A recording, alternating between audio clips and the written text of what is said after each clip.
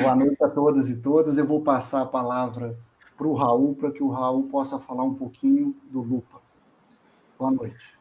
Obrigado, Youssef, obrigado à professora Sônia, obrigado ao Mário pelo aceite de estarem aqui conosco. É um grande prazer poder debater com pessoas que não são tão caras quanto a nossa formação. Então, como o Youssef falou, o Estado na preservação dos bens culturais é super importante na formação de todos aqueles que trabalham e pesquisam na área do patrimônio cultural. Então, agradeço demais pela presença e pela participação nas atividades do Lupa, que é um grupo de pesquisa jovem, surgido esse ano, em 2020, pouco antes da pandemia, mas impulsionado também pelo intuito de promover esses encontros. Então, o primeiro colóquio Lupa, que aconteceu em junho, foi justamente para promover uma primeira ocasião desses encontros e pudemos, então, trocar experiências de pesquisa. E, a partir do primeiro colóquio Lupa, a gente, então, pensou nesse projeto Lives do Lupa, que visa promover debates a respeito de múltiplas facetas das apropriações dos lugares, das políticas patrimoniais e de memória, e as lives do Lupa têm como objetivo agregar pessoas, por isso é muito bom ver desde já muitas pessoas nos assistindo. Damos boa noite a todos vocês, a vários conhecidos, alguns que estamos conhecendo agora. Então essa é uma potencialidade dessas novas estratégias de debates que temos mantido nos últimos tempos. Então, a ideia é, a partir de eixos transversais que abordam, né, facetas do patrimônio cultural, a gente promover debates, levantar a bola de possíveis temas de pesquisa e amarrar com leituras historiográficas e de outras áreas do conhecimento que sustentem políticas de memória e apropriação de lugares. Então, a todos que nos assistem, eu desejo uma boa noite, um bom debate. Tá? Vamos manter um pouco mais aqui na retaguarda no primeiro momento. Como o Youssef falou, eu estou prestando uma assessoria tecnológica, que a jurídica eu não tenho cabedal para prestar, mas a tecnológica eu estou aqui na administração da sala, então vou ficar um pouco aqui na retaguarda e passo a palavra para o colega Mário Pragmácio, a quem eu também agradeço, e assim, é um prazer conhecê-lo pessoalmente, mas à distância, né? Mas é um grande prazer conhecê-lo. Tá? Muito obrigado pela presença. Valeu, Raul. Boa noite, pessoal. Boa noite, professora Sônia, Youssef. É um prazer estar aqui nessa live do Lupa. Eu sou professor do Departamento de Arte da UF, Universidade Federal Fluminense, sou também membro do Lupa, e fiquei incumbido aqui de fazer essa introdução, essa apresentação da professora Sônia Rabelo, que eu acho que muita gente já conhece ela é professora de todos nós, como disse hoje Talden Farias, um grande amigo e professor de uma geração de juristas que se dedicam ao tema do patrimônio, ao direito à cidade. Não vou ler o currículo extenso dela aqui, só destacar alguns pontos, que inclusive eu diria que eu participei, sim, sobretudo agora mais recentemente na trajetória dela. Ela é professora da UERJ, do mestrado e doutorado do direito à cidade, pioneiro mestrado e doutorado de direito à cidade da UERJ, foi procuradora-geral do município do Rio de Janeiro, pós-doc em Sorbonne, enfim, o livro dela, O Estado na Preservação de Bens Culturais, de 91, esgotadíssimo, uma referência na área, que inclusive o mestrado do IFAM, mestrado profissional do IFAM, da qual a professora Sônia Rabelo é catedrática da disciplina de proteção jurídica, encontra-se inclusive online, né, Sônia? Eu vou até dar uma dica logo aqui no site da Sônia Rabelo, que depois ela vai passar, vocês conseguem baixar esse livro gratuitamente no site da professora. E eu também leciono junto com ela nesse mestrado profissional do IFAM, que é um mestrado de excelência, e eu diria que um dos maiores prazeres da minha vida foi poder trabalhar com a professora Sônia Rabelo num momento maluco na cidade do Rio de Janeiro, em que ela, dentro desse currículo extenso, também foi vereadora da cidade maravilhosa. Eu diria que foi um trabalho que transcendeu qualquer universidade, qualquer literatura do campo do patrimônio que a gente viu na prática o que é preservar o patrimônio no contexto dos grandes eventos. Então, eu só queria fazer essa abertura para dizer que a gente está muito feliz em estar aqui com a Sônia Rabelo, tirar aqui do seu conforto, do seu tempo livre, e trazer para conversar um pouco com a gente. Eu vou passar a palavra para a professora Sônia, e ela vai conduzir a ideia aqui, a gente fazer um bate-papo, algo que seja mais dinâmico, inclusive incluindo as perguntas aqui do YouTube que Raul, Youssef e eu, a gente vai tentar moderar e inserir nas nossas conversas. Professora, é um prazer, a palavra está com a senhora. Muito bem, muito boa noite a todos vocês. Agradeço muitíssimo o convite aí desse grupo que eu não conhecia, Lupa. Agradeço ao Youssef, ao Raul, ao Mário, né? E vejo que vocês mencionaram aí um uma trajetória mais de outra encarnação minha. Então, para mim, eu vou tomar esse convite que vocês fizeram para eu me atualizar com vocês, jovens. Né? Eu preciso dessa atualização, preciso ouvi-los. Então, o tema dessa live é um tema absolutamente novo, quer dizer, no sentido aberto, né, que é patrimônio, direito e democracia.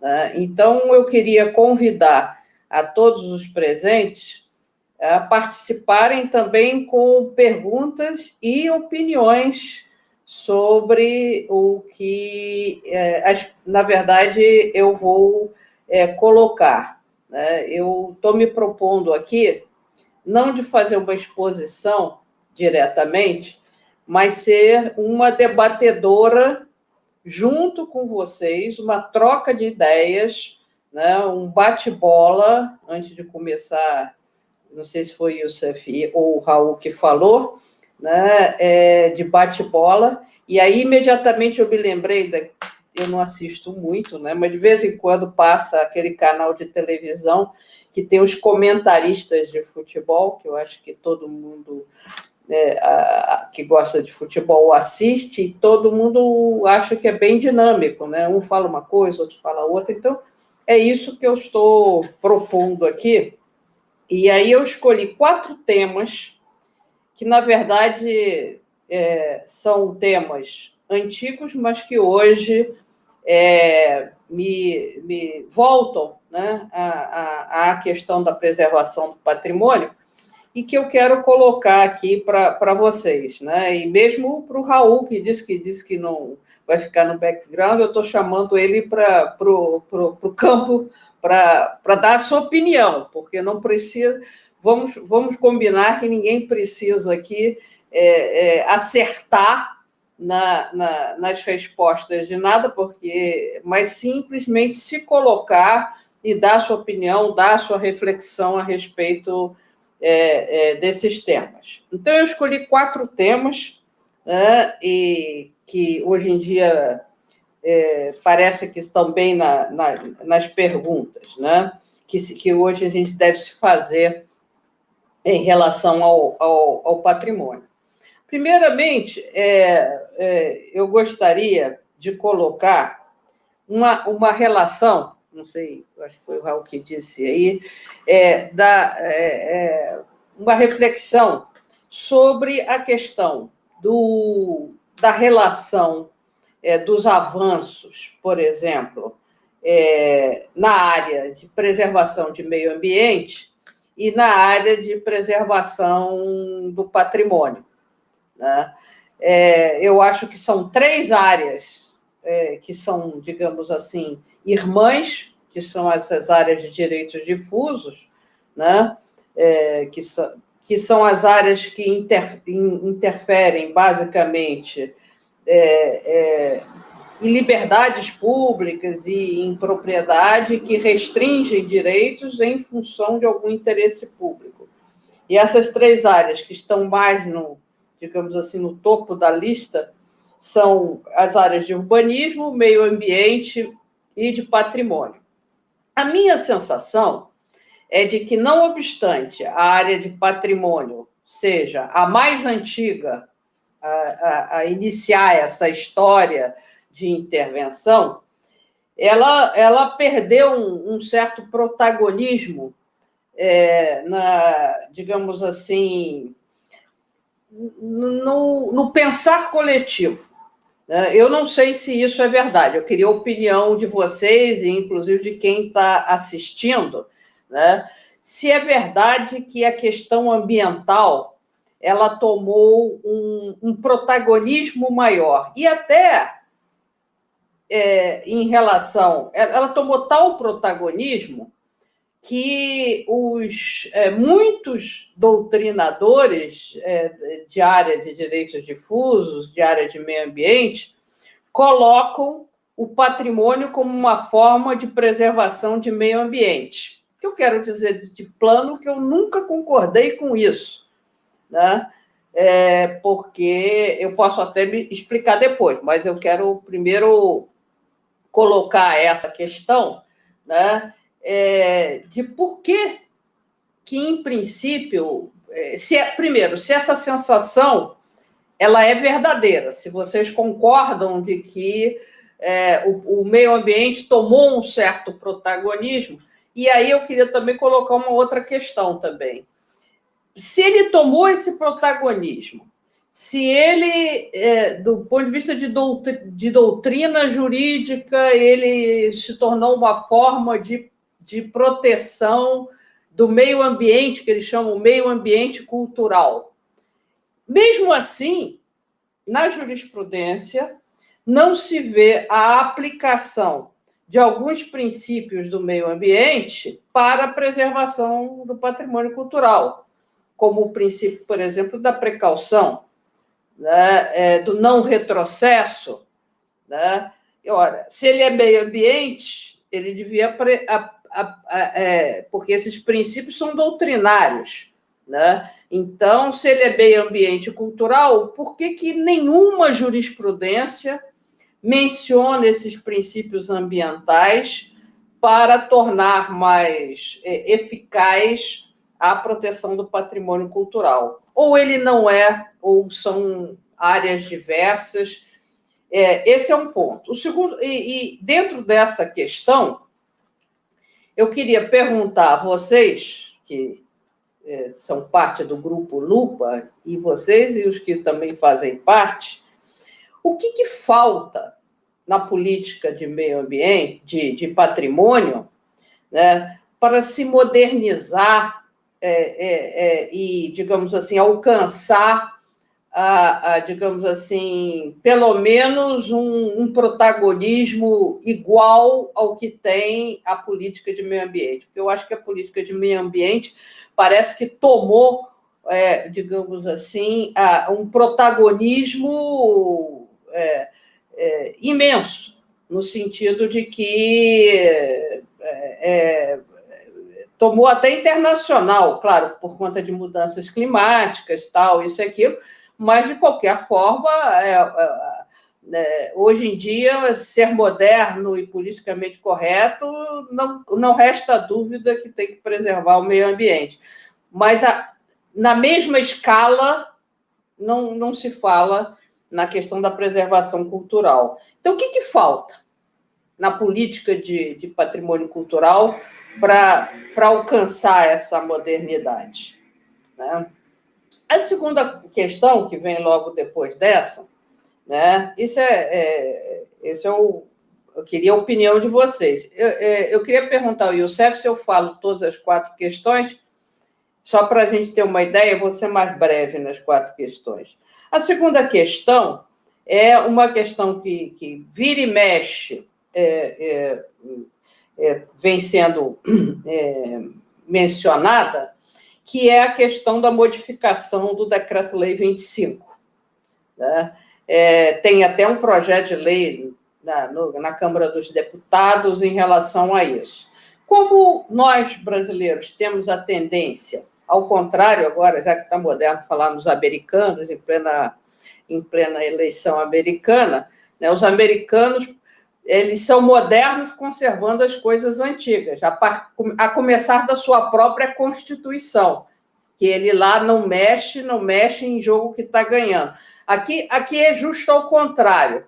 Né? Quanto mais antigo, é mais sede que dá de modificar aquela lei, né? Mesmo que seja o Decreto-Lei 25, que é um sucesso absoluto de eficácia, mesmo que a sua redação não seja tão, entre aspas, modernas para nós. Então, eu queria perguntar a vocês, e eu estou falando especificamente de uma legislação específica de tombamento, né, que é um instrumento ainda significativo, não só para a União Federal, mas para os estados e municípios como forma de preservação desse patrimônio coisificado, imóvel ou imóvel. se vocês acham que a gente tem que lutar pela preservação do Decreto-Lei 25, ou ele teria que fundamentalmente mudar, se modernizar, porque o que não serve no Decreto-Lei 25, o que falta no Decreto-Lei 25, tal, isso e aquilo. E aí, queria que vocês comentassem também em relação a essa questão da modernização e, passando para o outro ponto, né, se o que também a doutrina hoje fala e as pessoas conclamam, tal, se a preservação do patrimônio ela se deve dar fundamentalmente, como vem se dando no âmbito do poder executivo, ou, como alguns doutrinadores entendem, ela deve se estender também por atos legislativos e até judiciários. E em que medida? E quais são os perigos disso? Né? Quer dizer, é fácil dizer, tomara que o poder legislativo possa preservar, porque assim uma opção de iniciativas vão ser tomadas, vai ouvir a voz do povo, e aí vai ser uma opção de coisa tombada, preservada. Quais são os perigos disso, né, em relação a isso? Quais são os perigos também de judicializar, dar ao juiz a possibilidade de fazer tombamentos? Em que medida isso é bom, em que medida isso é ruim, ou se o sistema tradicional ele deve ser mantido e em que medida.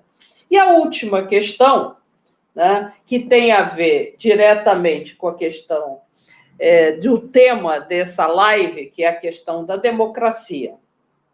Né? Eu entendo que não é possível se fazer preservação, pelo menos no âmbito do executivo, o reconhecimento da identidade, sem uma adequada estrutura de órgãos de patrimônio, seja ao nível federal, estadual ou municipal. Né? Recentemente, por exemplo,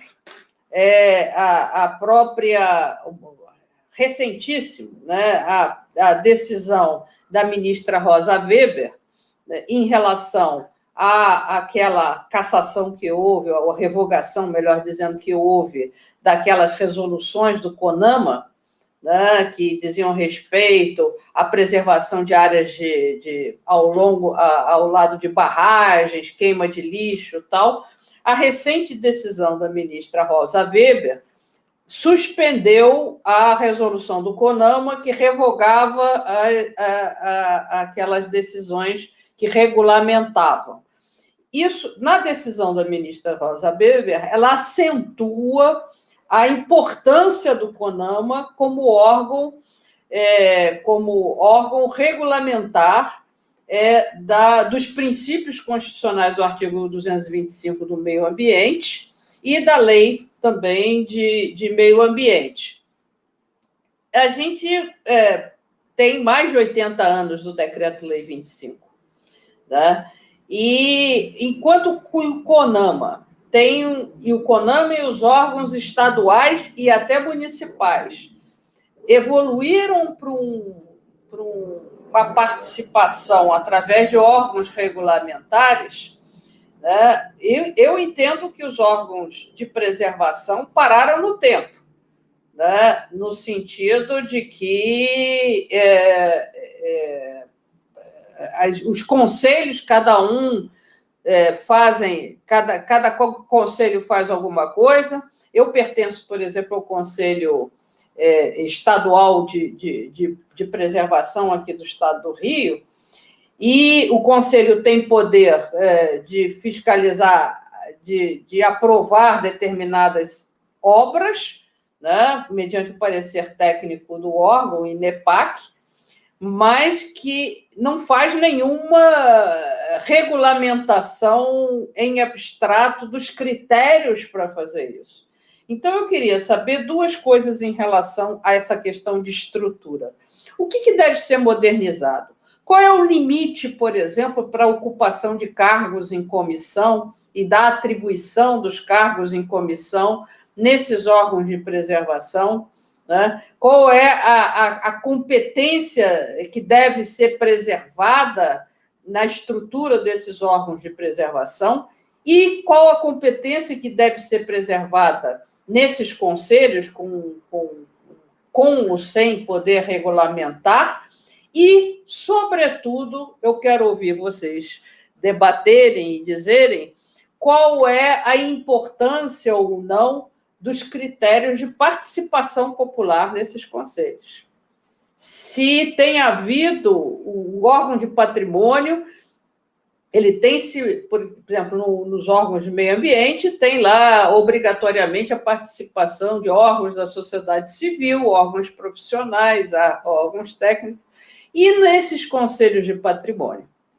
Quais são as propostas que os grupos de pesquisa têm feito ou querem fazer e acham importante que se faça para modernizar esses órgãos de patrimônio, para que eles não fiquem tão para trás, né, que eles se fragilizem, né, em relação a essa questão que vira e mexe, as pessoas acusam o patrimônio de não ter participação popular, de não, embora a questão de participação popular seja relativa. Né? Então, essas 4 questões, eu não vou ficar falando aqui sozinha, porque eu quero ouvir, né, e participar dos debates também. Então, eu passo a palavra ao nosso coordenador, Youssef, para que ele distribua, alguém levante a mão para começar a escolher um tema para começar a provocar. Muito Professora, como o Mário é a primeira vez que ele participa, eu quero poder dar espaço a ele, né, para que a gente possa ouvi-lo. Né? Por favor, professor Mário. O Youssef me colocou na fogueira, mas ok. O debate vai ser bom, já estou colocando café. Olha só. Não, só pergunta assim incrível, né? Então, eu já estava anotando aqui no celular, o pessoal devia estar achando que eu estava no WhatsApp, né? Tipo, me ajuda a responder essa pergunta, mas não, eu estava anotando aqui as perguntas para a gente levantar aqui as questões, né? E tentar enfrentar. Eu vou tentar seguir mais ou menos a lógica, não vou tentar esgotar, a ideia não é essa, é só para a gente colocar alguns pontos, retomar, ouvir, rebater e por aí ir construindo. A primeira questão que foi colocada pela professora Sônia, que eu diria que a questão epistemológica do patrimônio cultural, eu diria que ela é um problema que tem efeitos na prática, tá? Então, por exemplo, esse problema de o meio ambiente ou o direito ambiental, nessa perspectiva tomadora de todas as áreas, de ser totalizadora de todas as áreas a partir daquelas sub-áreas, né, o meio ambiente natural, artificial, o cultural, isso, no meu entender, rebate, inclusive, na eficácia das políticas públicas, como, por exemplo, na efetividade dos conselhos, né? Porque eu entendo que há aí não só uma questão epistemológica, mas também uma crise de identidade dos órgãos de patrimônio, porque, apesar dele ser anterior aos órgãos de cultura, né, o IPHAN aí no início dos anos 30, depois eles são meio que introduzidos no universo da cultura, mas com um rebatimento na área ambiental. E eu vi aqui que o Carlos Magno, professor da Federal de Ouro Preto, um dos grandes pesquisadores dessa nova geração, inclusive ele defende a autonomia do direito do patrimônio cultural, né, que é mais ou menos uma escola portuguesa. Acho que a professora Carla Amado Gomes tem um livro, um texto super famoso, que é Direito do Meio Ambiente, Direito Cultural, do Patrimônio Cultural, o que os une, o que os separa, enfim. Tem essa discussão sobre autonomia, né? É engraçado que eu me lembro que um dos primeiros textos que eu li da Sônia Rabelo era um texto de direito urbanístico sobre a autonomia do direito urbanístico dentro do mestrado de Direito à Cidade, e ela não defendia a autonomia do direito urbanístico ou do meio ambiente urbano, né? Porque essa discussão sobre a autonomia do patrimônio cultural, se é direito ambiental ou não, é uma questão, eu diria, muito presente. Eu também vejo com muita desconfiança o direito ambiental na perspectiva de tentar, eu diria, abraçar o meio ambiente cultural, mas, por outro lado, do ponto de vista prático e do ponto de vista de literatura, eu agradeço todo dia pelo direito ambiental ter impulsionado o patrimônio cultural, porque senão a gente ainda ia estar naqueles estudos iniciais ali de tombamento, dentro do direito administrativo, discussões que são úteis, mas, por exemplo, hoje a gente já tem outras questões a tratar, se seria limitação ou servidão. Hoje a gente tem questões, eu diria, mais complexas para lidar do ponto de vista do patrimônio cultural. Então, eu diria que, ao passo que o meio ambiente tem essa visão totalizadora, eu não compartilho disso. Aí, só para não ficar tomando muito aqui a palavra, porque a gente pode voltar depois, eu queria falar só um pouco sobre as declarações de patrimônio cultural via poder legislativo ou judiciário, né? No livro da Sônia, que a gente mencionou aqui, que é um clássico do campo, ela defende que não deveria ser declarado via legislativo, por exemplo, que isso seria uma prerrogativa do executivo. Tem muita gente que defende isso, inclusive o IPHAN defende isso, mas eu diria com argumentos não muito sólidos, mas a pergunta que ela fez foi: quais são os problemas advindos disso, né?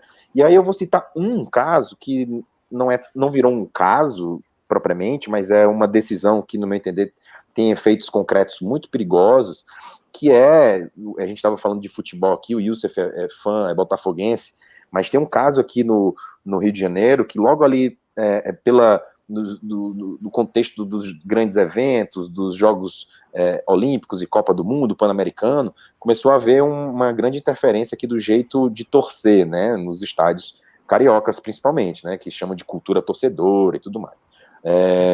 Muita gente chama de europeização do jeito de torcer.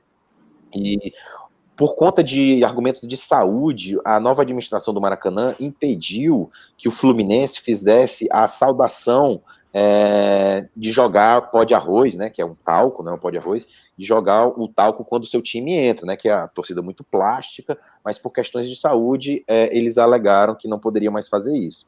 E aí 2 torcedores do Fluminense ajuizaram, Sônia, uma ação popular, alegando que jogar o pó de arroz, né, jogar o talco simbolizando o pó de arroz, era patrimônio cultural imaterial da torcida do Fluminense, que, portanto, deveria ser preservada, deveria ser liberada, até porque o talco não causa nenhum dano à saúde, ele não tem nenhum problema com relação a isso, que era o principal argumento.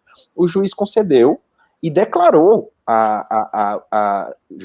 o arremesso do pó de arroz, que é muito lindo quando a torcida do Fluminense entra e a torcida juiz tricolor. Juiz tricolor declarou como poder judiciário. E aí uma aluna me chamou a atenção na aula sobre esse aspecto, de que a origem dessa manifestação, embora não seja como ela é empreendida hoje, mas a origem é uma origem racista, porque jogadores negros não eram admitidos nos times de futebol do Rio de Janeiro, e para eles poderem jogar, eles maquiavam os jogadores negros com pó de arroz, para embranquecê-los, ou seja, não é a forma como ele é compreendido hoje, mas a origem dele é racista. Aí a pergunta dos perigos de se declarar do Poder Judiciário, sem nenhuma análise técnica da cabeça do juiz, né, que a gente sabe que os cursos de direito não fornecem essa expertise na área, dos riscos do Estado, através do Poder Judiciário, declarar uma manifestação racista como patrimônio cultural imaterial. Então, é um caso para a gente pensar sobre a possibilidade dessas outras funções reconhecerem como patrimônio cultural, mas os riscos de se fazerem a partir de uma falta de uma análise técnica, que é o que os nossos principais técnicos dos órgãos de patrimônio prezam, né, que é uma análise técnico-científica. E aí eu devolvo a palavra para o Youssef, se ele quiser emendar ou pegar alguma outra questão para a gente seguir adiante no debate. Tá, eu vou complementar. A professora Sônia, ela até acabou antecipando a minha pergunta que eu faria a ela. Então, você vai respondê-la. Vou colocar tudo no jogo. E complementar, eu concordo plenamente com o que o Mário disse. Professora Sônia, eu só queria fazer uma pergunta para a senhora antes de respondê-la. Porque quando o Mário disse que eu sou botafoguense, a senhora deu um riso meio de sarcástico ou de pena, ou depois criticou o Fluminense. Estou achando que a senhora é flamenguista, hein, professor? De jeito nenhum. Para sua surpresa, também na outra encarnação, eu joguei pelo Botafogo, Estrela Solidária. Que maravilha! Campeã de voleibol infantil. Olha da cidade do Rio de Janeiro. Tá vendo? Eu aposto que ninguém sabia. Ninguém. Não, isso é um furo de reportagem da sua live. Ganhou o coração do Youssef. Não, pronto, a live já está concretizada. Mas o Mário falou do Fla-Flu, do torcida Fluminense, e o Fla-Flu é material da cidade do Rio de Janeiro. Né? A torcida do Flamengo é patrimônio material. E aí tem que ter intervenção do Poder Judiciário. Se eu não me engano, os gols do Zico no Maracanã também, né? E tudo via legislativo. Né? Tem que ser. Ele não fez gol na Copa do Mundo, tem que fazer de alguma forma. Eu fiquei aqui imaginando, não por acaso o Ministério do Meio Ambiente é criado em 1992, né? No ano da Eco 92. Uhum. E a gente tem um decreto de 25 vinculado ao Ministério da Educação e Saúde, depois cria-se na década de 80 o Ministério da Cultura. Eu acho que um pouco do que a senhora suscitou passa pela forma com que o IPHAN foi manipulado nesses 80 anos. Né? Nasceu como serviço, vira instituto, vira diretoria, vira secretaria, o Collor extingue, retoma. Né? A cultura, ela é manipulável politicamente, não é por acaso. Né? As ideologias tendem a reprimir ou a cultuá-las, ou a tentar promovê-las de acordo com o grau de mais ou menos autoritarismo. Né? O que a gente tem visto ultimamente não é por acaso. O IPHAN sendo, como eu posso dizer, eu estou procurando a palavra mais adequada, como tem se tentado destruir o IPHAN por dentro dele mesmo. Né? A ação de pessoas que não desmontado. Desmontar por dentro. Né? Um desmonte meio autofágico, assim. De tentar destruí-lo por dentro. Aí você coloca o diretor tal que não tem a menor qualificação e só por uma questão ideológica, né? Tem um cinegrafista lá de Juiz de Fora, eu sou de Juiz de Fora, porque foi indicado pelo deputado tal, assumiu um cargo. Aí o outro é um paraquedista, e por aí vai. Né?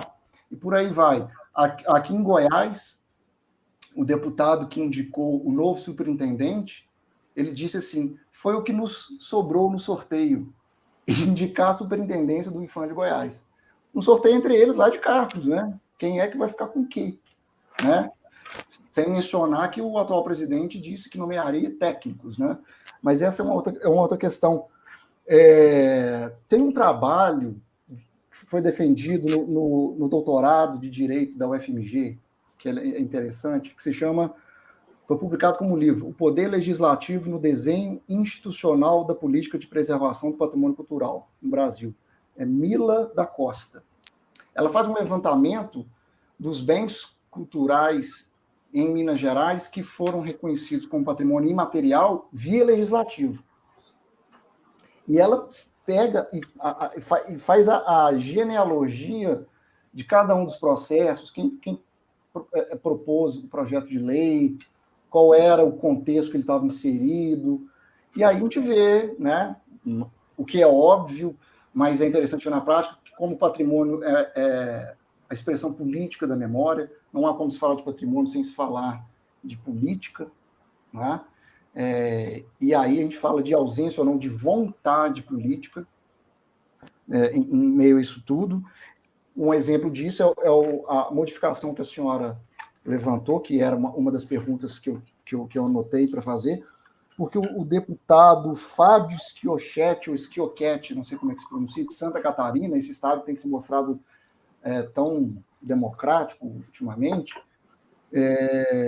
ele, além de propor a modificação do rito do procedimento de tombamento, né, fazer um nível de exigências para, no fim das contas, tentar inviabilizar, dificultar o processo, é a minha leitura, ele assinou um projeto de lei 146 de 2020, suspendendo a portaria do IPHAN, que trata das diretrizes para a preservação do conjunto rural do Rio da Luz, de Jaraguá do Sul, que faz parte dos roteiros nacionais de migração.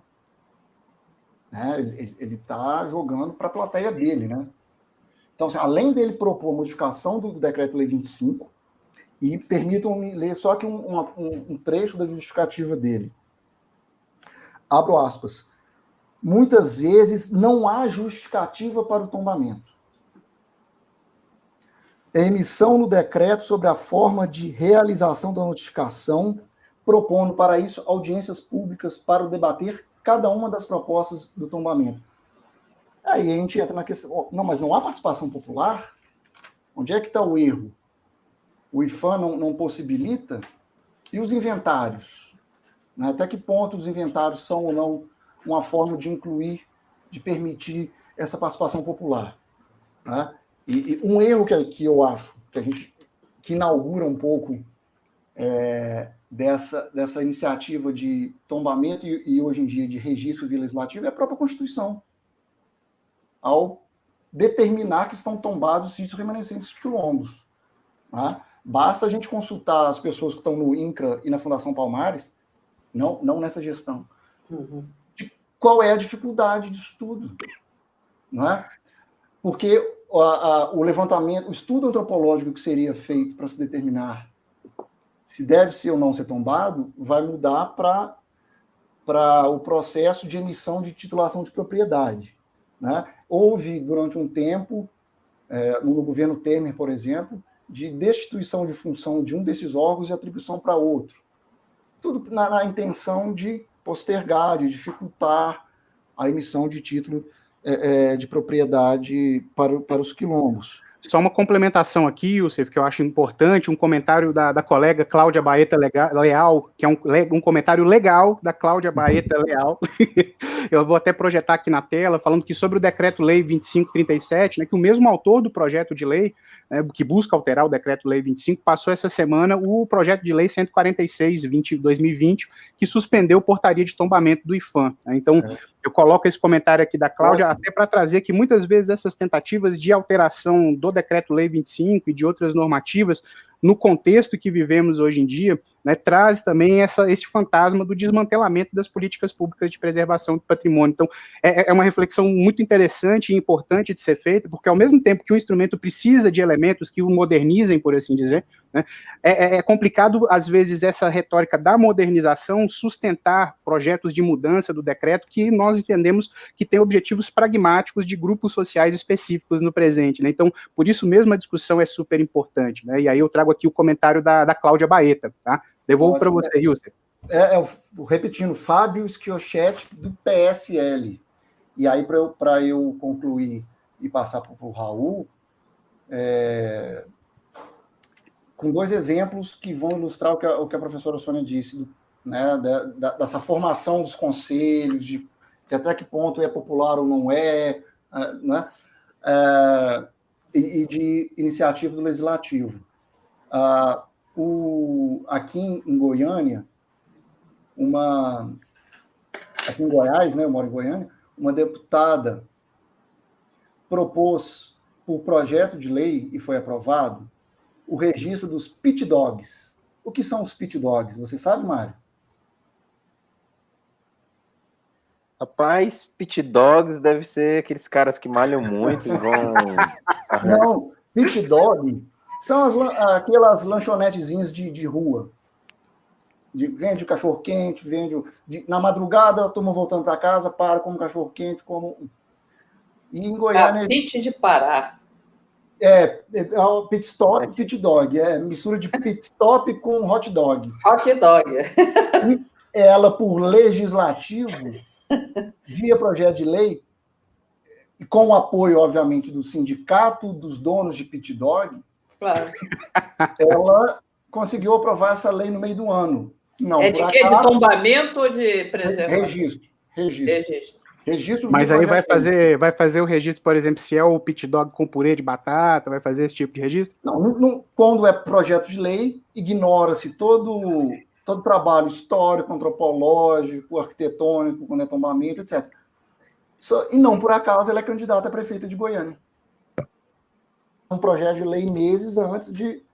Né? Como é que isso tem surgido como um instrumento de... O patrimônio, ele é, no Brasil, muito rechaçado, mas, ao mesmo tempo, sabe-se que ele, através dele, consegue-se atenção, né, ao uso da identidade alheia para promover-se politicamente. Né? A gente vê isso. E em Juiz de Fora, eu fiz parte lá do Conselho de Cultura, e o Conselho Local de Patrimônio tem uma cadeira para arquitetura e 2 para engenharia.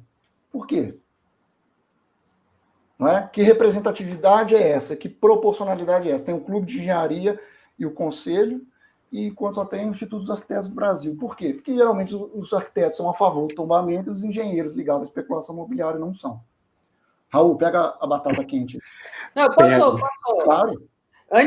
Eu queria comentar, né, para esquentar aí o debate. Então, eu queria chegar a uma conclusão da opinião de vocês, pelo menos uma meia conclusão.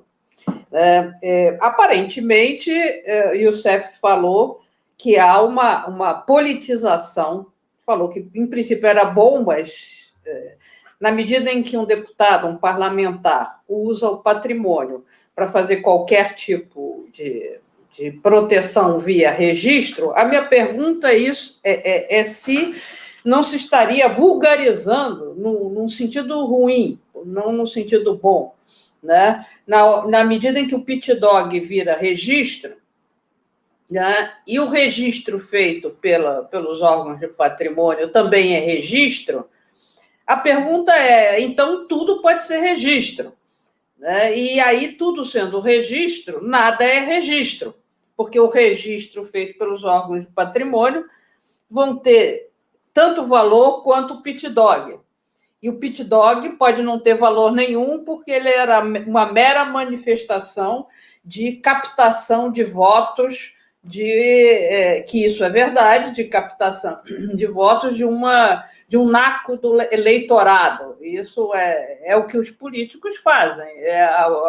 Você vê lá os seus eleitores e satisfazer, né? Então, a pergunta é se isso traz prejuízo à própria identidade, a valorização que se quer fazer, pelo menos teoricamente, você diz assim, você reconhece o registro porque isso reconhece a identidade e valoriza aquela questão. Então, a pergunta é, a gente está chegando à conclusão de que isso não é bom? A cooptação pelos políticos desse instrumento, perguntando, eles estão, na verdade, eles estão preocupados com o patrimônio ou estão preocupados em agradar um naco do eleitorado a qualquer preço do patrimônio? E por isso não é bom, porque vai vulgarizar e não ter consequência nenhuma. A pergunta que eu quero fazer é se a gente, com liberdade de a gente fazer um brainstorm aqui, porque, em princípio, a gente fica, não, é bom, porque aí movimenta os órgãos do patrimônio, é bom também a gente ir feito xadrez, né? A gente tem que ver a 5ª, ou a 7ª, ou a 10ª jogada adiante, né? Porque para não levar um checkmate só porque a sua jogada imediata é boa, não quer dizer que você vai ganhar a batalha no final, né?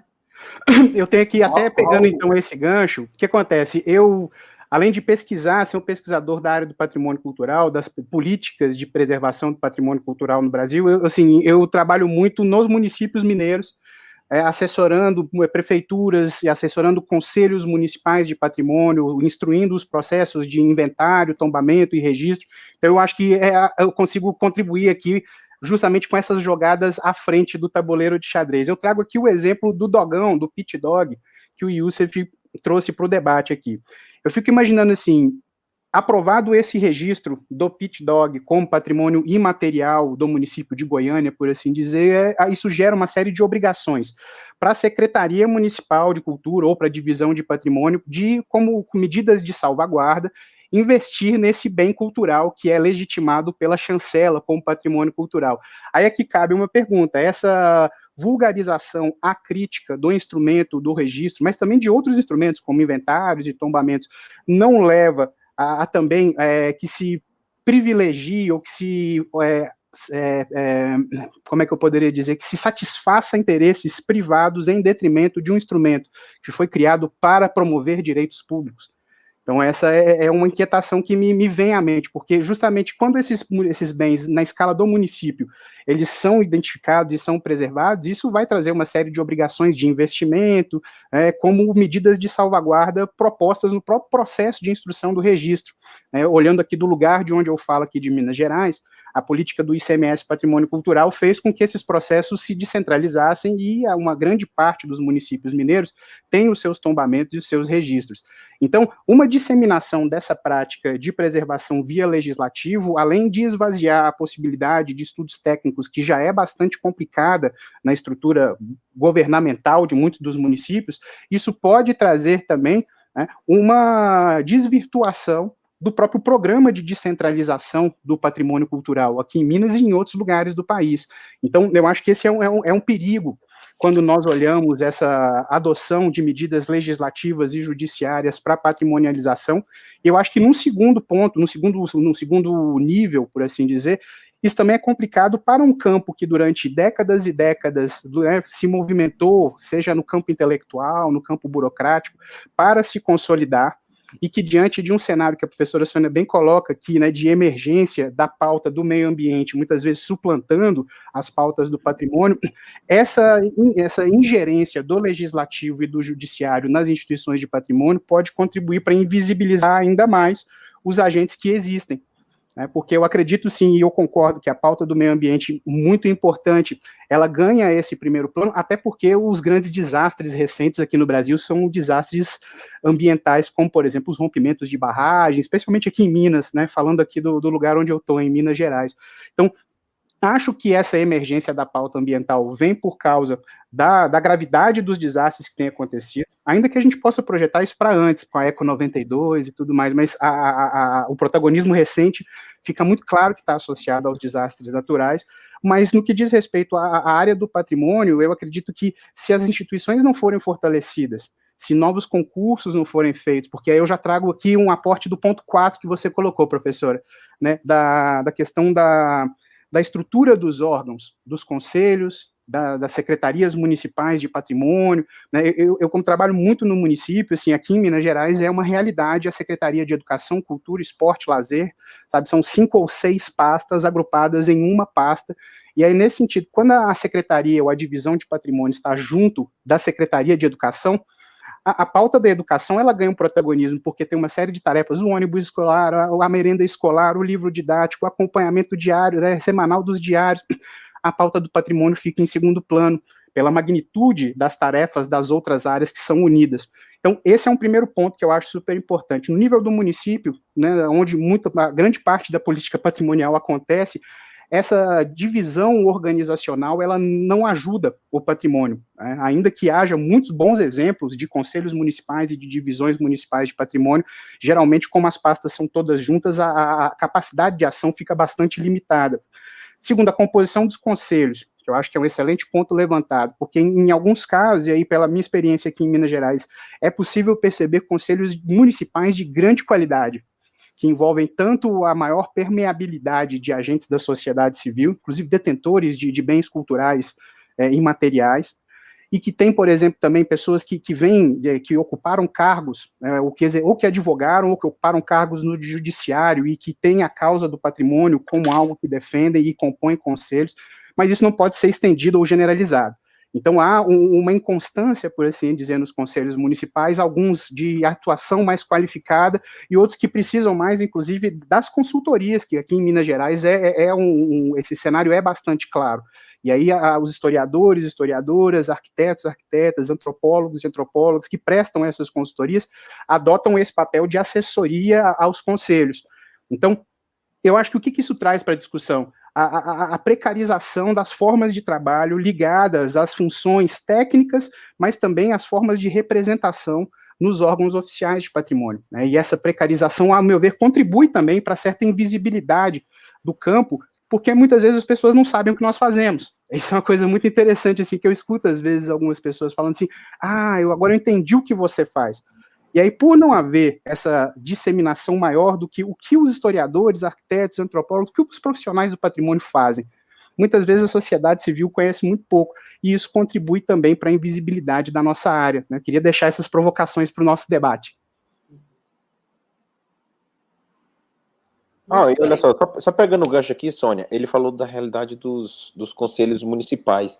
E o nosso conselho consultivo do IPHAN, as instituições que ali estão representadas? Eu estava até vendo aqui, ia dar um Google aqui para ver quais são as entidades, mas assim, nada representativos, conselho com resquício de notável ainda, então bem distante dessa realidade que foi muito debatida no âmbito das políticas culturais, mas, de novo, o patrimônio sempre com aquela crise de identidade, se é política cultural, se é política ambiental, se é autossuficiente ali, na sua perspectiva de um conselho meramente técnico, né?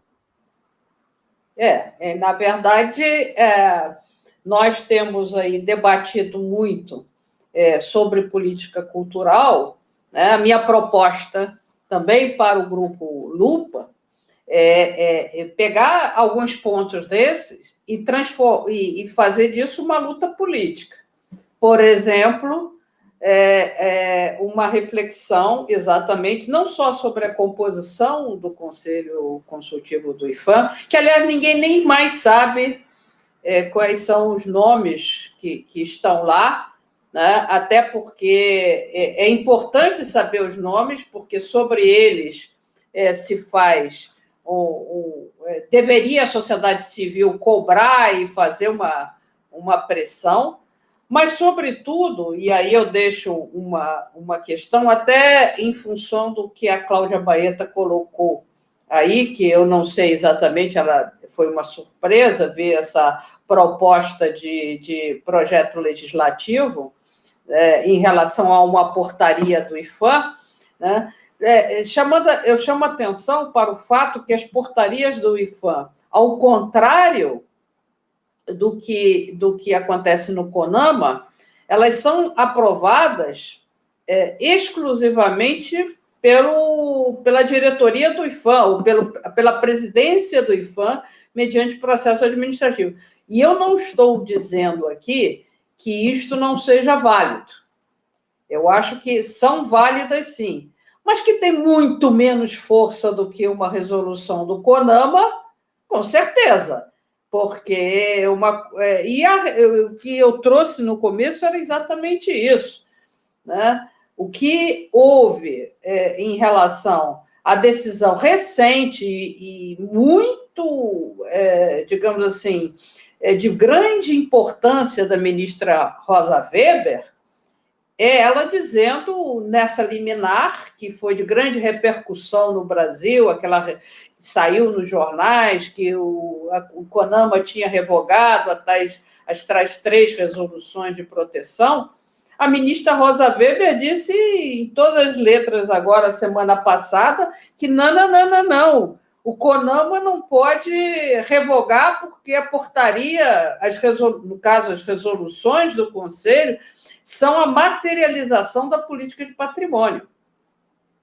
E o que eu pergunto é se a gente não deve lutar nas políticas patrimoniais para que o Conselho do IPHAN, na verdade, se amplie, seja uma força para que as pessoas, as resoluções do CONAMA, são quase leis em meio ambiente, quase leis, elas são normativas, mas todo mundo na resolução número 1, resolução número 3, a resolução 287, são referência, ninguém discute.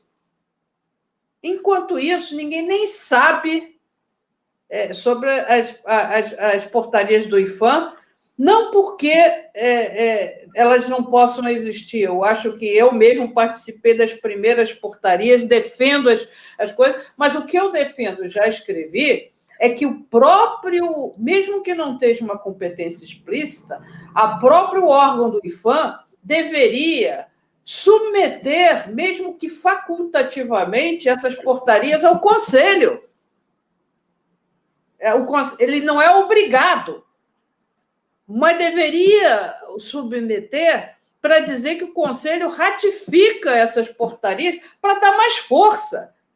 Uma coisa é a diretoria lá, o presidente do IPHAN, aprovar uma portaria. Outra coisa é o presidente aprovar, ter normas técnicas, e ir ao Conselho, para o Conselho, com a força de um Conselho, ainda que não seja a representação, que eu acho que o Mário está certo, no sentido de que podia ser mais modernizado, ter mais órgãos de representação, até, por exemplo, no CONAMA tem órgãos de representação estadual, tem órgãos de representação da sociedade civil mais diretamente ligadas às áreas de meio ambiente, não técnica, não necessariamente arquiteto, não necessariamente OAB, tal, né? Mas, efetivamente, ainda que seja isso, eu acho que o próprio IPHAN não valoriza o Conselho. Mas, Sônia... E o próprio Conselho não avoca, não pede satisfação, não interfere, não chama para si, mesmo que, na verdade, dizendo não tem competência para resolução, não, mas pelo menos se manifeste enquanto Conselho, né? Fica numa situação, e isso eu faço uma crítica, numa situação passiva, no sentido assim, o que vem a mim na pauta eu falo, o que não vem a mim, eu não interfiro. Como não interfere?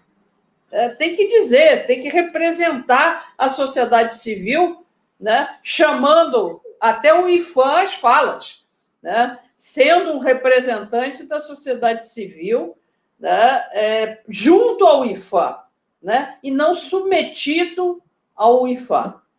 Né? É porque o meio ambiente conseguiu construir também uma arquitetura, né, da política nacional do meio ambiente. Eu acho que o IPHAN não conseguiu, o campo do patrimônio não conseguiu construir essa arquitetura de compartilhamento de competências, aí fica essa loucura, que é o IPHAN ali, o órgão federal, achando que fala por todo o patrimônio, às vezes sombreando os órgãos estaduais e municipais, e, Raul, não é todo município que tem essa indução de políticas municipais que o Estado de Minas tem, não, muito em função da Lei Robin Hood, né, que era o nome da lei. A realidade é uma precariedade gigantesca nos municípios brasileiros. Total, né? Eu acho que é muito mais uma exceção que comprova a regra, né, no Brasil. Minas, eu diria que é um bom exemplo de como se induzir políticas municipais a partir de uma lei estadual, né? Mas eu concordo com a Sônia também nesse aspecto, mas acho muito difícil o Conselho sair do seu pedestal de figuras notáveis, apenas deliberando se deve ou não deve tombar, se deve ou não deve registrar, porque é basicamente isso que faz. Ele sairá, Mário, ele sairá se nós, da sociedade civil, começarmos a pontuar o que precisa ser mudado na prática nas políticas de patrimônio. Se, por exemplo, esse grupo chegar à conclusão de que o Conselho do Patrimônio precisa ter mais força, mais competência, mais independência do IPHAN, e este ser um ponto a ser batalhado, este conselho e outros conselhos estaduais e outros conselhos municipais, esse é um ponto importante das pessoas que discutem patrimônio, que fazem as lives, que publicam as coisas. É preciso que a gente tenha uma certa organização em pontos estratégicos que a gente precisa mudar. E a pergunta é se esse é um ponto estratégico. Youssef? Eu acho que a senhora está repleta de razão. Hoje, mais cedo, eu participava de uma reunião. Foi criado um Fórum Nacional de Preservação do Patrimônio por conta dos ataques que o IFAM tem sofrido, né? E aí esse fórum tem criado as suas representações estaduais. E hoje a gente teve uma reunião de Goiás e eu disse que é preciso desacademizar o patrimônio, né? Por mais que seja algo óbvio, a gente só vê o acadêmico dizendo, né? A gente só vê lá cima para baixo, ou o técnico, ou quem tem informação, dizendo o que é patrimônio. Só está repleto de razão. Eu falei aqui do Pit Dog, e o Guilherme Talarico, que é um historiador, professor da Universidade Estadual de Goiás e membro do Lupa, e goianiense, ele escreveu aqui no chat, ele falou, olha, essa luta identitária foi abraçada na década de 80 em Goiânia para impedir o avanço do McDonald's aqui, que ia derrubar os Pit Dogs. Né? Eu só me defendendo, o Talarico, eu não falei mal do Pit Dog, eu falei mal do projeto de lei. Né? Porque se a gente pensar como é que um projeto de lei registra um patrimônio imaterial, como é que a gente vai levar em consideração, por exemplo, a exigência de revalidação a cada 10 anos? Se não foi, como é que vai ser reavaliado e revalidado se sequer foi avaliado para ser validado? Né? Um projeto de lei é uma canetada. Né? Não estou dizendo com isso que o processo administrativo que tomba ou registra é plenamente democrático e inclusivo, ou que ele não representa a vontade de interesses particulares. Não estou dizendo isso. Né? Agora, se o patrimônio não for meio de emancipação dos grupos ou detentores, né, ou que vivem aquele patrimônio, ele vai ser só essa retórica política, esse uso político partidário, né, que a Luciana Souza mencionou, que também membro do Lupa, museóloga lá do MAST. O patrimônio parece uma janela de oportunidade, muitas vezes. Né? Como o GEDEL fez no governo do Temer, para tentar viabilizar uma obra em Salvador. Né? E eu acho que a senhora está repleta de razão. Por outro lado, né, Youssef, só fazendo um parênteses aqui, essa mesma janela de oportunidade que tem sido encontrada para o ataque a muitos desses direitos culturais que integram os direitos difusos, essa janela de oportunidade pode ser também para que grupos sociais se apropriem dos instrumentos e políticas de patrimônio para a garantia de outros direitos, como o direito à terra, o direito à segurança alimentar e uma série de outros direitos constitucionais que muitas vezes algumas comunidades conseguem chegar pela via do patrimônio. Então, eu acho que essa também é uma colocação que está junto daquilo que a Luciana coloca aqui, e que é importante, assim, as instituições estarem permeáveis a esse contato, que nem sempre é o caso, como a gente tem feito aqui, está fazendo essa crítica, e, por outro lado, também se envolve um protagonismo desses grupos em buscar essas saídas. Em alguns casos isso é observável, em outros casos isso não é observável. Né? Então, essa janela de oportunidade, eu acho que ela acontece tanto para, né, o ataque aos direitos culturais, quanto há também a possibilidade de apropriação pelas comunidades desses lugares de exercício da política de patrimônio. Né? Claro, eu ia chegar nesse ponto. Eu já te passo, a gente chega até a questionar até que ponto a democracia é representativa, participativa, via patrimônio, via esses conselhos. Né? Fala, Mário. É uma provocação que a Sônia fez, do que é que falta para o campo do patrimônio, né? Que é isso, parece que é uma luta inglória, a gente só apanha, só fica brigando pela preservação, enxotesco, e essa provocação é muito boa, porque o que eu acho, Sônia, que falta para a política de patrimônio é pensar pauta econômica, é criar mecanismos para balancear o ônus que é preservar o patrimônio. E aí, se a gente pensar aqui, por exemplo, nos municípios, né, muitos municípios concedem ali uma isenção de IPTU se você tem um imóvel tombado. Não é equilibrado a isenção de IPTU, ela não é suficiente para para garantir que aquelas pessoas proprietárias dos imóveis preservem, porque é muito mais caro, é um valor absurdo você manter um imóvel tombado. Então, assim, se a gente pensar nesses mecanismos, que a professora Sônia fala, né, dos ônus e dos bônus, pensar em mecanismos sofisticados ali do Estatuto da Cidade, ou criar mecanismos novos dentro do campo do patrimônio, para estimular as pessoas a preservar o patrimônio cultural, romper com aquela ideia do patrimônio como empecilho do desenvolvimento e tentar garantir ali como vetor. Parece ser esse tipo assim, uma fórmula simples, mas se a gente aplicar esses mecanismos aí que estimulem, incentivem a preservação do patrimônio, eu acho que a gente consegue começar uma luta pela educação e conscientização da preservação. Porque se a gente ficar só nessa, entrando com ação popular, e se amarra no prédio para ele não ser demolido, a gente não vai conseguir avançar nunca. Muito bem. Eu queria voltar aqui, né? Eu acho que a gente já fez um brainstorm aí em relação à questão legislativa. Chegou a grandes conclusões, mas vimos alguns aspectos aí que são interessantes, que valem a pena serem considerados. E olha que a gente está falando de registro, não está falando quando o legislativo resolve fazer o tombamento, né? Que aí é mais complicado ainda, né? E aí a questão, né? Porque até que o juiz lá decidiu que o pó de arroz podia ser jogado, é meio que inofensivo parcialmente, né? Mas aí daí ele tombar, por exemplo, algumas coisas judicialmente, eu tenho minhas dúvidas quanto à sua eficácia. E exatamente em relação a isso, eu queria fazer algumas considerações, né, sobre a questão judiciária, né?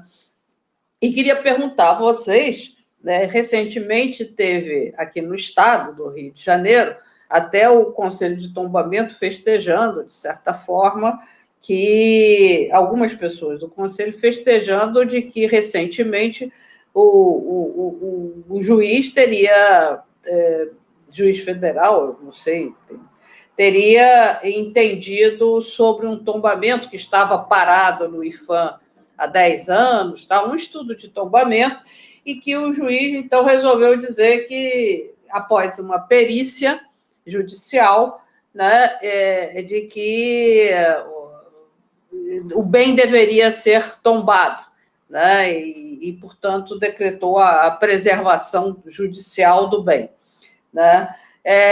O que eu queria colocar aqui para vocês é essa questão. Qual é o limite que vocês acham que o juiz deve ter? A gente está aqui discutindo e questionando a legitimidade do Conselho Consultivo, que mal ou bem está previsto na lei, e mal ou bem, né, embora a gente tenha aqui falado um pouco sobre a composição, mal ou bem tem representante de alguns, tem do ICOMOS, tem do IAB, tem do CAL, tem da ABA, lá de arquitetura, de antropologia, enfim.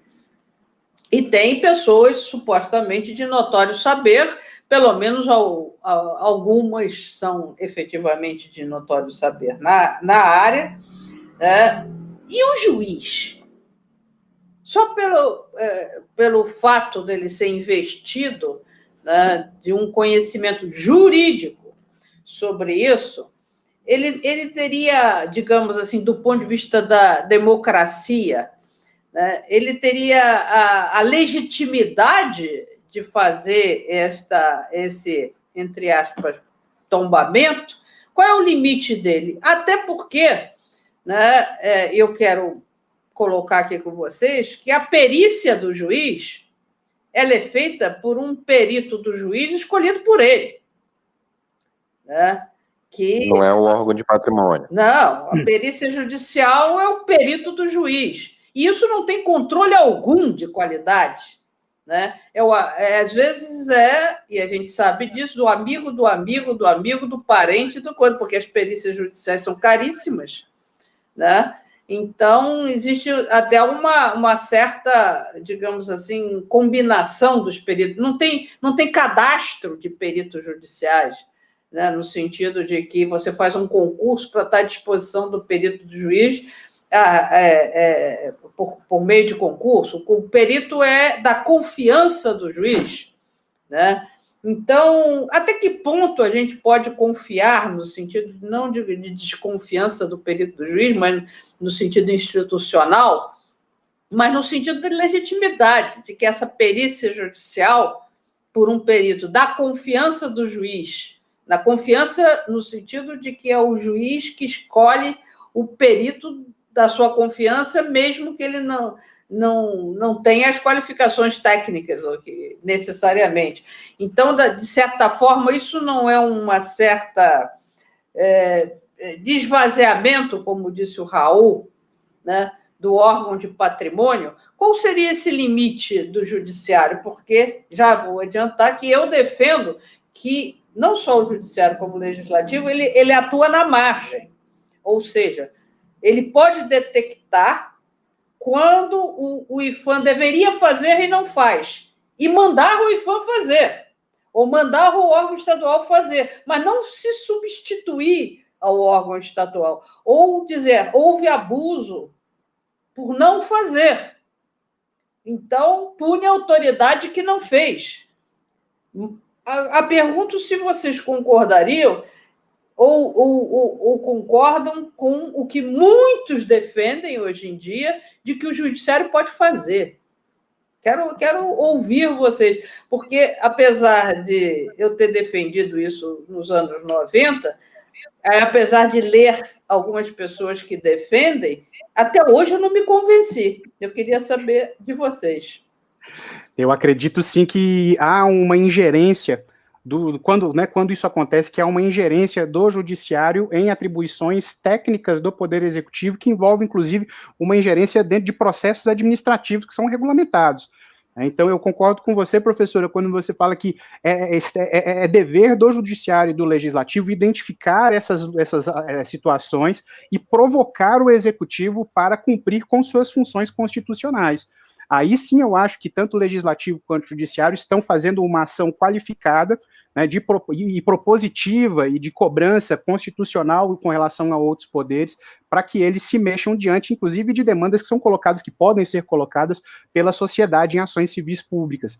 Aí eu acho, sim, que aí os devidos procedimentos são mais respeitados, inclusive os órgãos de proteção e a própria trajetória do campo, né, eu tendo a concordar que é uma ingerência que pode ser sanada caso o judiciário assuma um papel, assim, de indicador das ações que o Poder Executivo deve tomar para proteção, ou tombamento, ou registro, ou inventários participativos, mas, enfim, que seja uma sugestão para que o Executivo toque esses processos.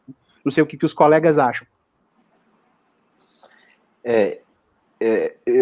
O que eu tenho lido de gente defendendo isso é que é um mandamento constitucional que fala que o poder público protegerá e promoverá o patrimônio cultural. Então, o poder público, leia-se, pode ser o poder executivo, pode ser o poder judiciário, o poder legislativo, e com base nisso permitiria, né? E eu vejo com mais preocupação, Sônia, assim, eu acho que o Poder Judiciário deve atuar, sobretudo, para impedir uma lesão. A gente sabe que o patrimônio é um recurso não renovável, até que se debata pelas instâncias técnicas administrativas, né, ouvindo o órgão de patrimônio, por exemplo, aí se é o federal, se é o estadual ou municipal, eu não vejo que tem que ser sempre o IPHAN, pode ser um órgão estadual ou municipal, decidiria isso. Mas o que mais me preocupa, Sônia, é uma tese que está sendo muito encampada, sobretudo por membros do Ministério Público, de que o tombamento ou qualquer outro instrumento administrativo dessa natureza, ele não é constitutivo, ele é declaratório, então já é patrimônio. Então é como se ele socorre-se do Poder Judiciário para preservar, sei lá, um imóvel que não é tombado, não é registrado, não é inventariado, mas ele é patrimônio, vai pedir que o Poder Judiciário impeça aquela demolição, destruição, e que já declare como patrimônio. Então, essa aí eu acho complicado, e tô achando muito complicado também, Sônia, só desviando um pouco aqui, porque meu posicionamento também é de que não vejo problema o Poder Judiciário atuar nesse aspecto de não destruir até que se resolva isso na instância técnica do Poder Executivo, né? Mas também uma decisão recente do STJ, acho que do ministro Herman, sobre o inventário, considerando o inventário com os mesmos efeitos do tombamento, sabe? E não é aquela argumentação de que estaria protegido por um ato administrativo do artigo, acho que 65 da Lei de Crimes Ambientais, mas considerar o seguinte, está inventariado, você não pode destruir, você não pode demolir, você não pode mutilar. E aí eu fico pensando, e tem outros efeitos também, não pode sair do país, não tem que direito de preferência, que aliás, a gente falou muito aqui do Decreto-Lei 2537, né, o artigo 22 morreu do Decreto-Lei 2537, não tem mais esse direito de preferência inicial, né, mas com relação ao Poder Judiciário eu vejo muitas reservas nesse aspecto, mas eu vejo que eu tendo hoje em dia, Sônia, pensando aí no jogo de xadrez, menos brigar por esses espaços de arquitetura administrativa e brigar mais pela judicialização. Eu acho mais efetivo, por mais que possa parecer contraditório pelo que a gente entende do ponto de vista teórico do patrimônio cultural, mas eu acho que socorrer do Poder Judiciário para impedir, para discutir, para preservar o patrimônio cultural mais efetivo hoje, né? Sonhando um dia a gente ter essa arquitetura linda que existe ali no estado de Minas Gerais, que existe no meio ambiente, que existe em outras áreas, né? Mas hoje eu estou muito cético, assim, e acho que judicialização é um bom caminho. Eu concordo com a professora Sônia. Eu acho que a intervenção do judiciário é para determinar uma obrigação de fazer ou de não fazer, né? Desengaveta esse processo aí e resolve, né? Eu pensando nisso e pensando também um pouco no ponto anterior, eu penso, por que a transferência de direito de construir não pega, ou pega em uma cidade ou outra, mas não, né? Porque a isenção de IPTU não resolve, como o Mário disse. Por que a transferência em alguns lugares pega e não pega, né? Ela tem 20 anos, né? O Estatuto da Cidade é de 2000, se não me engano, 2001, né? Vai fazer 20 anos. Então, eu não acho que o Poder Judiciário tem legitimidade, e muito me assusta, já assustava há 15 anos, quando eu era um acadêmico de direito, o ativismo judicial, e deu no que deu, né? E deu no que deu. Eu voltando um pouco ao que a professora disse lá na primeira parte, e que o Mário também complementou, eu acho que os operadores do direito, primeiro, é ótimo a gente ter um debate quase que exclusivamente jurídico sobre patrimônio, porque a gente não vê nos cursos de direito uma disciplina, né? O professor Carlos Magno talvez seja uma das poucas exceções, né? Até onde eu saiba, a disciplina mas era eletiva, não era obrigatória, né? Mas sair dessa casca, né? Os operadores do direito sair dessa casca de ficar pensando, qual que é a natureza jurídica do tombamento? Isso não faz a menor diferença na prática. O IFAM não está preocupado com isso. O proprietário não está preocupado com isso, né? Isso fica muito numa esfera fechada, os operadores de direito falando só para si, e que, né, eu acho que existem outras preocupações muito mais relevantes, como essa que a senhora levantou.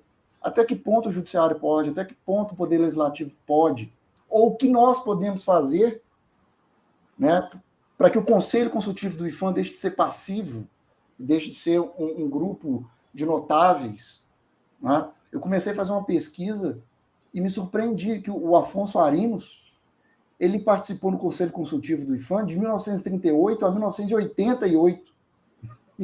Ele ficou 50 anos no Conselho Consultivo. E quando ele mesmo foi patrimonializado lá, né? E ele se licencia para participar da Assembleia Nacional Constituinte, e sendo que já tinha chefiado a Comissão dos Notáveis lá com Sarney em 85. Né? Então é isso. E sobre o que o Mário falou, do judiciário dizendo, né, o judiciário não, Caio, tem questão de concurso para juiz aqui em Goiás.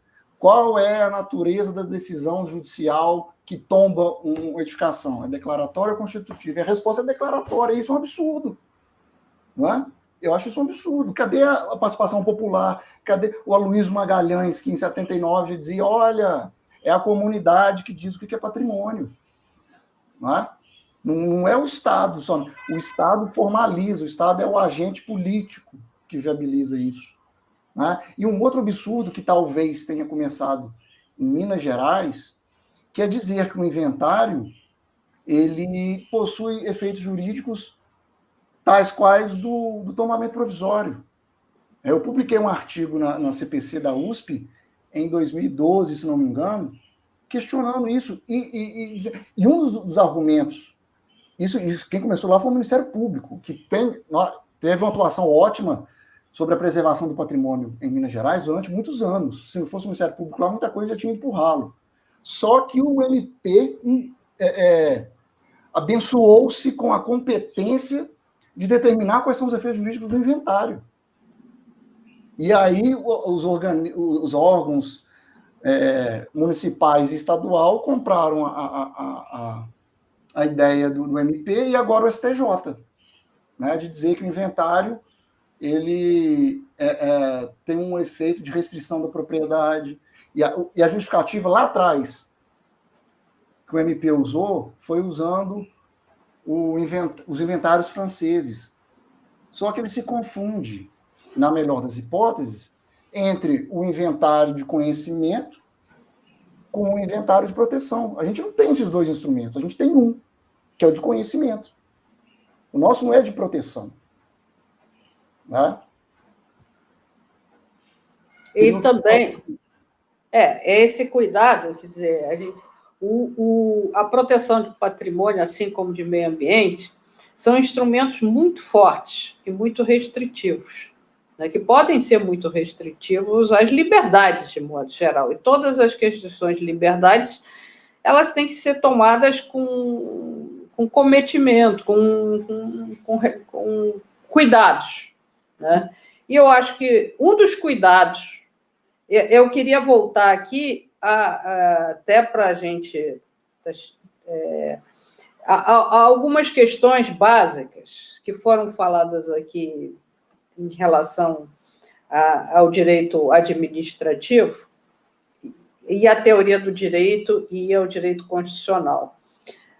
Eu acho que a gente tem esses campos específicos, eu vou chamar de campos especiais do direito, né, que são direito urbanístico, direito ao meio ambiente, direito ao patrimônio, preservação do patrimônio cultural, e tem áreas do direito que são áreas que não são áreas de objeto, são áreas de conceituais, digamos assim, né?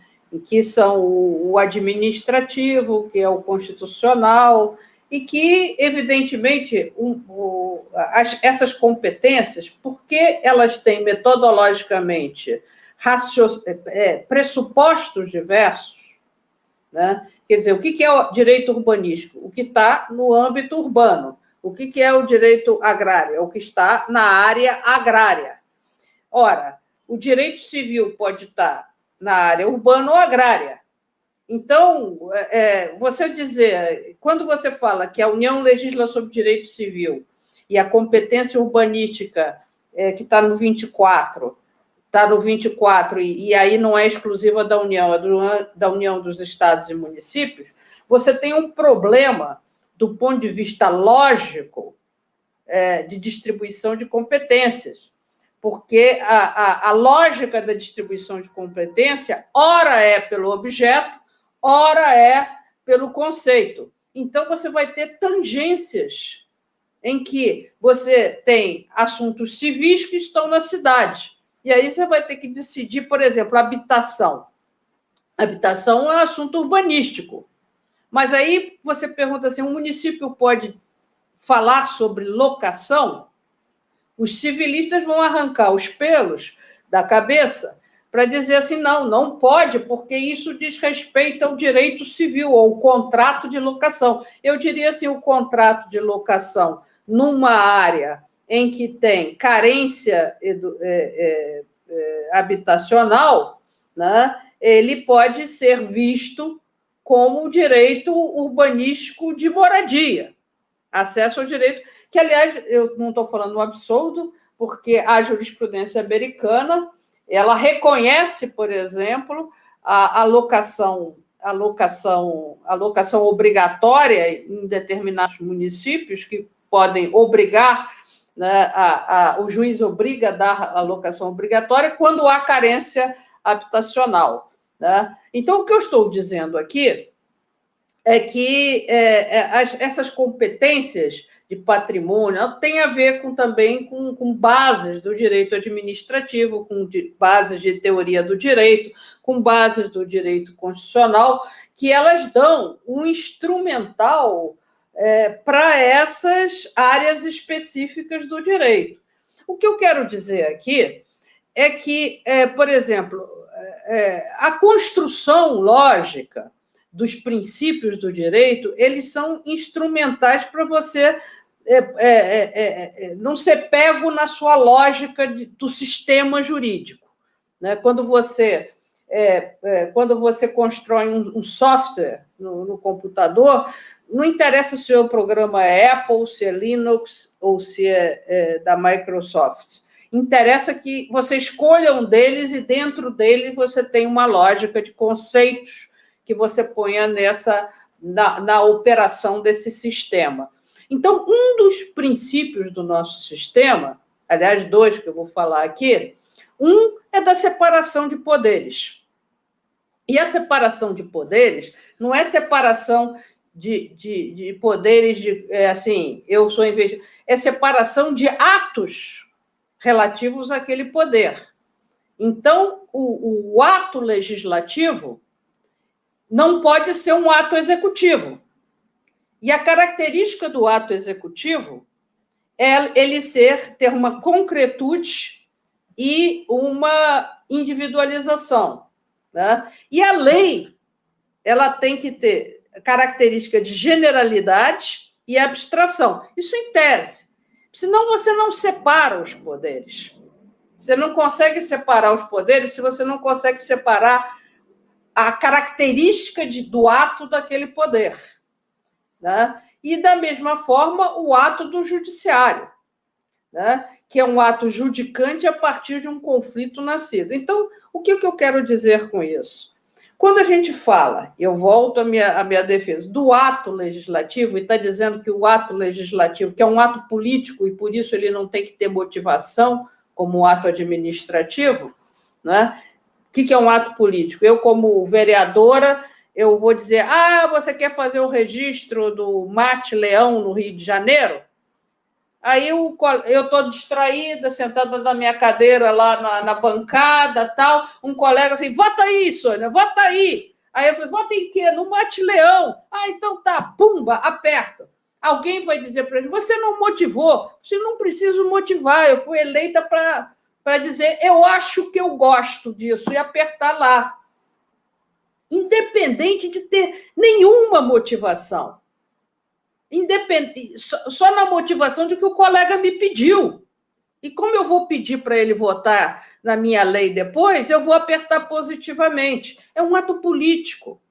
E vai invalidar meu voto? Não, não vai invalidar meu voto. Então, o ato de dizer que aquilo é um registro, a pergunta é, o ato político, ele vai trazer uma consequência de concretude e de individualização que é próprio dos atos administrativos. E os próprios atos administrativos que cumprem a lei têm que ser motivados, e a motivação está na finalidade da lei. Existe uma lógica nesse sistema, na separação de poderes. E tem um outro princípio que eu acho importante, que o Mário se referiu, quanto da questão do declaratório do constitutivo, que eu acho que é um princípio geral do direito, que é uma conquista do sistema jurídico, é de que ninguém vai ter direitos e obrigações sem antes ser avisado dos direitos e obrigações, né? Esse é o due process of law na sua raiz. O due process of law, que as pessoas falam, não é o procedimento necessariamente que tem que ser seguido. O due process of law nasceu na Inglaterra quando os reis absolutistas não tinham uma lei que regia a decisão deles. Então, nasceu o princípio do due process of law, quer dizer, tem que ter uma lei ou um ato que crie o direito para criar a minha obrigação. Então, quando o Youssef diz, ou que o ministro Herman Benjamin, por quem eu tenho maior admiração, diz que o inventário tem esses e esses efeitos jurídicos, me parece que ele está dando efeito porque ele quer, sem que uma lei dê efeitos jurídicos ao inventário. Então, ele está radicalizando e dando efeitos jurídicos ao inventário sem o princípio da legalidade, sem o due process of law. Não tem uma lei que diga que o inventário tem esse efeito jurídico. Não tem uma lei que diga que o tombamento sem o devido processo tem aquele efeito jurídico. Então, quando ele diz que o ato é declaratório pelo juiz, na verdade, ele está tirando o efeito da constituição da obrigação através do devido processo legal administrativo. O juiz declara alguma coisa que você não sabia. Declara que tem valor cultural, e se ele já tinha valor cultural, já devia ter as limitações que você não sabia, porque não foi constituída a obrigação. Então, essas duas questões, quando a gente se desespera um pouco, tendo em vista as agressões, como o Mário disse, ao patrimônio, a gente tende assim, vou chutar para qualquer lado, porque a situação está dramática, nada está protegido, então eu vou dar chute para tudo quanto é lado. O perigo é que você desarma o sistema, você desarma de tal forma que você resolve a sua jogada ali primeira, mas daqui a 5 jogadas você vai ter um checkmate direto, porque você desarma o princípio que alimenta todo o sistema jurídico. E são esses princípios, né, que, por mais que eu goste, né, de que o juiz declare um patrimônio e que evite a demolição, eu acho que o Mário tem razão, eu acho que o juiz pode, numa liminar, proteger, né, ou declarar para que o órgão se apresse em dizer. Eu acho que, neste ponto, nesses limites, pode ser bastante compreensível uma construção, né? Mas eu acho que essas questões que a gente discutiu aqui são pontos importantes para esse grupo, outros grupos, como o que o Youssef falou do fórum, da gente, vocês que estão aí levando essa caminhada mais adiante, discutir com muita parcimônia para recuperar os princípios, porque eles são os garantidores de uma caminhada muito mais longa e mais efetiva em relação a isso. Desculpe, eu me alonguei muito nesse ponto, mas eu achei que era importante. Professora, eu tive aqui hoje uma aula sensacional sobre patrimônio, direito e democracia. Eu agradeço muito a senhora. Eu sei que quem está nos assistindo aqui vai me jogar pedra, mas para a gente manter o horário que foi pré-determinado, combinado, né? Eu acho que a gente pode encerrar por aqui. Se a senhora autorizar, depois a gente conversa sobre isso. Sim. Da gente disponibilizar essa conversa para quem tiver interesse. Muito obrigado. Eu agradeço não só essa autorização, mas toda a sua generosidade, o seu tempo, partilhar esse conhecimento. Peço desculpas a quem participou, de a gente não ter conseguido ler todas as perguntas, foram muitas. Muito obrigado. Depois eu gostaria de ter acesso às perguntas e quem perguntou, porque me alimenta mais ainda as dúvidas. Muito interessante. Eu vou enviar para a senhora o vídeo da nossa conversa e as perguntas vão junto ao vídeo, elas vão ser encaminhadas. E que a nossa estrela solitária não caia esse ano, né? Vamos registrar. Eu aqui de Minas Gerais, com o meu Cruzeiro na 2ª divisão, fico calado, tá? E quando for falar de futebol, fico na minha aqui. Então, vamos falar de coisa boa. Então, vamos sair desse registro do futebol e vamos aqui para também, eu queria fazer também agradecimentos, não só ao colega de projeto de pesquisa, aos colegas Youssef e Mário Pragmácio, mas especialmente a você, professora Sônia, porque, como eu falei, né, a leitura dos seus textos está na base da nossa formação, e poder trocar ideias com você é muito bom, no sentido de, assim, de estimular o bom debate. Eu acho que esse formato hoje foi muito produtivo nesse sentido e que fomentou muitas ideias no nosso público, que é justamente o nosso objetivo, não dar simplesmente assim, não focar só em ficar dando respostas, mas levantar para perguntas que possam nos levar a caminhar enquanto profissionais do patrimônio, pesquisadores do patrimônio, detentores de bens culturais que querem fazer valer o seu direito à memória. Então, esse debate, ele revigora, né, ele alimenta a nossa vontade de agir na área do patrimônio cultural. Então, eu agradeço justamente por essa generosidade de trocar ideias, né? A senhora deixou algumas conosco, nós deixamos outras com você, então, agradeço pela oportunidade de crescermos juntos aqui. Eu queria agradecer também a oportunidade do Youssef Raul me colocar junto com a Sônia, porque toda vez que eu encontro essa mulher eu aprendo uma coisa nova. Quando eu trabalhava com ela, era todo dia uma aula, eu saía de lá assim, encantado, e com certeza é sempre bom revê-la e a gente compartilhar essas ideias, essas paixões que a gente tem em comum. Queria agradecer a todo mundo, foi ótimo. Sônia, um beijo, saudades. E um beijo para todos, muito obrigada a vocês pelo convite, estou sempre à disposição. E, enfim, até a próxima, e agradeço a todas as pessoas que acompanharam também. Tá? Muito obrigada e boa noite. Obrigado, boa noite.